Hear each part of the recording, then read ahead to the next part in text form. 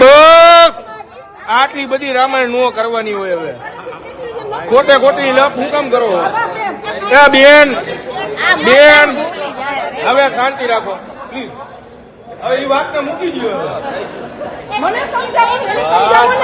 પણ તમે બેન રાડું નાખો છો એટલે તમને કહી દે ભાઈ એને કીધું ભાઈ ભાઈ આરબીએ પેનલ વાળા જેને કોઈ બીજો હોદ્દે કરો કરતા નહીં હો શાંતિ રાખજો બધાય કોઈ માથાકૂટ કરતા નહીં આ ખોટી રાડાવાડી હા અહીંયા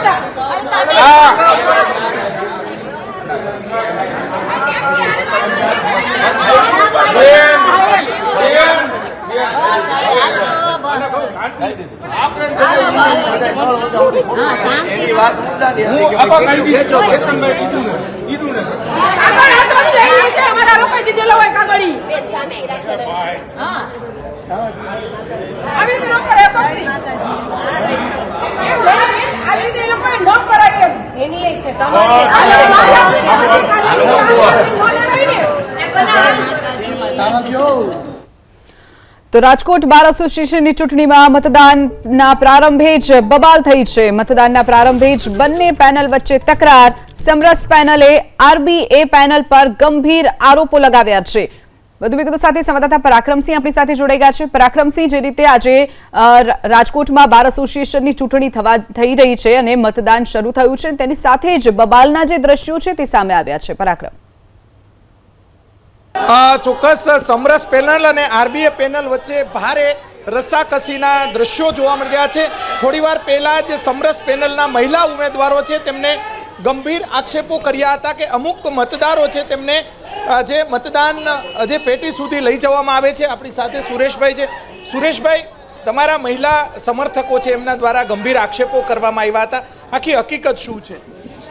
અગાઉ પણ અમે આગલા દિવસે બંને ટીમોએ ચર્ચા કરી લીધેલી કે આપણે કોઈ પણ પ્રકારના વાદ વિવાદ, રાજકોટ બહારની ગરીબાની આનબાન શાનને નુકસાન ન થાય એ રીતે શાંતિપૂર્ણ આપણે મતદાન કરવાનું છે. ચૂંટણી કાલ જતી રહેવાની છે, પરંતુ આપણે એકાબીજાને કોઈને વૈમનસ્ય ન થાય એ રીતે આપણે કામ કરવાનું છે. તેમ છતાં જો કોઈ ઉમેદવાર છે એ પોતાના વોટરને ઉપર લઈ જતા હોય તો એ સ્વાભાવિક છે. ચૂંટણી અધિકારીનું ધ્યાન દોરવું જોઈએ અને અટકાવવા જોઈએ. એમાં કોઈ બીજી તકરાર નથી, પરંતુ આવું એક ઘટના બનેલી હોય તો એક કારણે એક ધ્યાન દોરવામાં આવેલું હતું કે ભાઈ કોઈ ઉમેદવાર છે એ વોટરને ઉપર ન લઈ જાય. એથી વિશેષ બીજું કંઈ ન હતું. ચોક્કસ અત્યાર સુધીમાં રાજકોટ બાર એસોસિએશન એવું છે કે 3 જે કાયદાકીય જંગ કાયદાના નિષ્ણાંતો ચૂંટણી પહેલા લડી ચૂક્યા છે. શું કહેશો? આમ જોઈએ તો અત્યારે બંને પેનલો લડે છે એમાં અત્યારે સમરસ પેનલ તરફી એકતરફી વાતાવરણ છે અને લોકો અમારી કામગીરી જોઈને આ વખતે મત આપીને અમને વિજય બનાવશે. ચોક્કસથી જોઈ શકાય છે કે અત્યારે મોટી સંખ્યામાં જે વકીલો છે તે અહીંયા પહોંચ્યા છે. જે મહિલા વકીલો પણ મોટી સંખ્યામાં અહીંયા જોઈ શકાય છે કે તેમના દ્વારા પોતપોતાની રીતે સમર્થકો જે એકબીજા પર સૂત્રોચ્ચાર જે છે તે કરી રહ્યા છે. જે આરબીએ પેનલ અને સમરસ પેનલ છે તે અત્યારે જે આમને સામને જોવા મળી રહ્યા છે. દિલીપભાઈ પટેલ આપણી સાથે છે. દિલીપભાઈ, શું કહેશો? જે રીતે સમરસ પેનલ દ્વારા આક્ષેપો કરવામાં આવ્યા કે અમુક મતદારોને ત્યાં રૂમ સુધી, કોર્ટ રૂમ સુધી, મતદાન મથક સુધી લઈ જવામાં આવે છે, આપનું શું કહેવાનું થાય છે? તમામ ખોટી વાત છે. અત્યારે આપ જોઈ રહ્યા છો, આપે આખું ઉપરથી નીચે સુધી જોયું.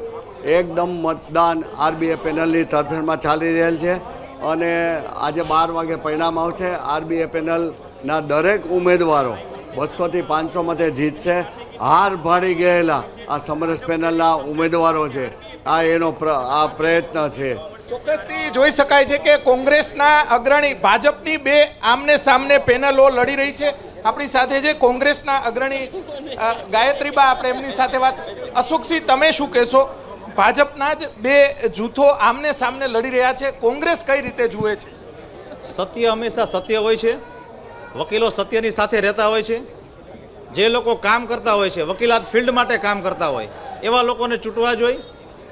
વર્તમાન પેનલ જે હતી એને 12 મહિનાની અંદર 12 પ્રોગ્રામો આપેલા છે. સૌથી શ્રેષ્ઠ એનો સેમિનારનો પ્રોગ્રામ હતો અને સાથે સાથે ટ્રાન્સપરન્સીથી વહીવટો કરેલા છે.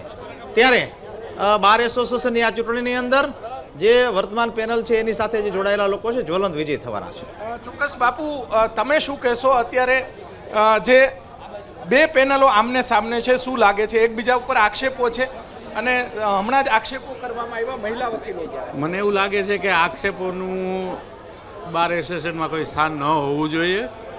અહીંયા તો દિલથી ચૂંટણી લડવી જોઈએ. અહીંયા હોય કે કોંગ્રેસ ભાજપ હોય ગમે તે ત્યાં, પણ સૌથી સાચી વાત એ છે કે જે લોકો જીતે એની જવાબદારી આ વખતે રાજકોટને હાઈકોર્ટની બેન્ચ અપાવવી પડે. જો ન અપાવે તો આવતી વખતે આ પેનલે, જે જીતેલી પેનલે, ઊભું ન રહેવું જોઈએ. ચોક્કસથી જોઈ શકાય છે કે હાઈ વોલ્ટેજ ડ્રામા અત્યારે જોવા મળી રહ્યો છે. અને જે તમે શું કહેશો? તમે અત્યારે પ્રમુખ છો. અત્યાર સુધીમાં રાજકોટ બાર એસોસિએશન એવું એસોસિએશન છે કે તેમના દ્વારા 3 જેટલી ચૂંટણી પહેલાં 3 જેટલી અલગ અલગ કાયદાકીય લડતો લડવામાં આવી છે અને ગઈકાલની જનરલ બોર્ડ પણ એકબીજા પર આક્ષેપો થયા હતા. શું કહેશો? સૌ પ્રથમ તો કાલે જે કાંઈ જનરલ બોર્ડ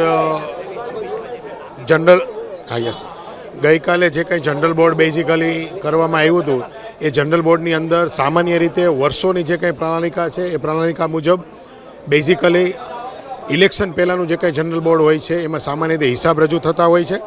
વર્ષ દરમિયાન જે કંઈ કામગીરી કરવામાં આવી હોય એ કામગીરી રજૂ થતી હોય છે. અને સામાન્ય સંજોગોમાં ગઈકાલે શું જનરલ બોર્ડમાં શું થયું? ગઈકાલે જનરલ બોર્ડની અંદર બેઝિકલી જે કાંઈ હિસાબો રજૂ થયા એ બહુમતીથી મંજૂર થયા.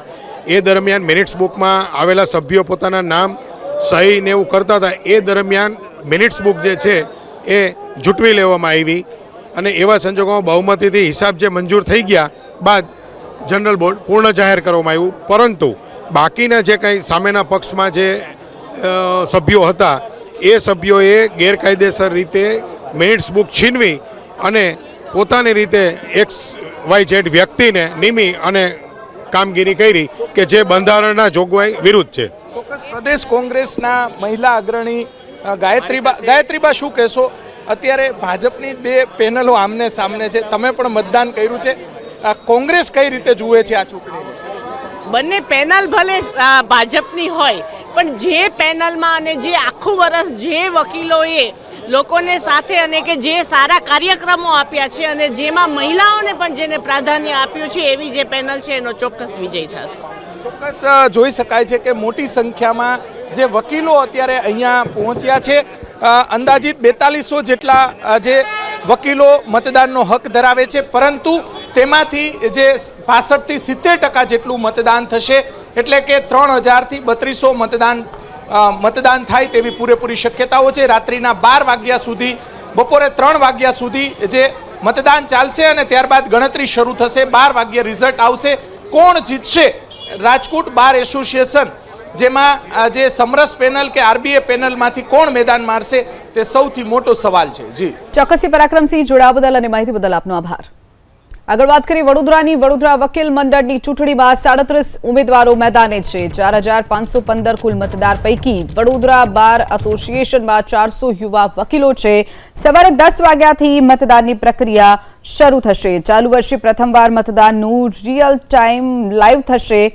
તો વડોદરામાં પણ જે મતદાન છે શરૂ થઈ ગયું છે. વર્તમાન પ્રમુખ નલિન પટેલ અને પૂર્વ પ્રમુખ હસમુખ ભટ્ટ વચ્ચે ટક્કર જોવા મળશે. આજે જે પણ કંઈ મતદાન થશે એ ઐતિહાસિક મતદાન થશે. આજ દિન સુધી 4515 મત હતા નહીં. આ વખતે વકીલોનો ઉત્સાહ જોવા લાગે છે કે ચોક્કસપણે સારું અને સુંદર મતદાન થશે. 4500 ઉપરાંતના વકીલો મતદાન કરશે અને એનાથી વિશેષ કે ચૂંટણી કમિશનર તેમજ એમની ટીમે જે આ વખતની ચૂંટણીની અંદર અત્યંત આધુનિક રીતે ચૂંટણીની જે આયોજન કરેલું છે મતદારોને આવવા માટે ને ચૂંટણીની એના કરવા માટે, એ આખા હિન્દુસ્તાનમાં કોઈ જગ્યાએ નથી અને આ એક ઐતિહાસિક છે. અમારું આયોજન સંપૂર્ણ રીતે થઈ ગયું છે. હાલ પ્રોસેસ ચાલુ છે અને 10 વાગે હવે વોટિંગ ચાલુ થવાની તૈયારીમાં છે. તો ત્યાં સુધી અમે લોકોએ અમારા બેલેટ બોક્સીસ, એના પર જે કેન્ડિડેટોની સહી લેવાની છે તે અમે લઈ લીધેલી છે અને દરેકને તેની જાણકારી આપી અને દરેકને સંતોષપૂર્ણ થાય તે રીતે અમે આખી કાર્યવાહી બધાની હાજરીમાં કરી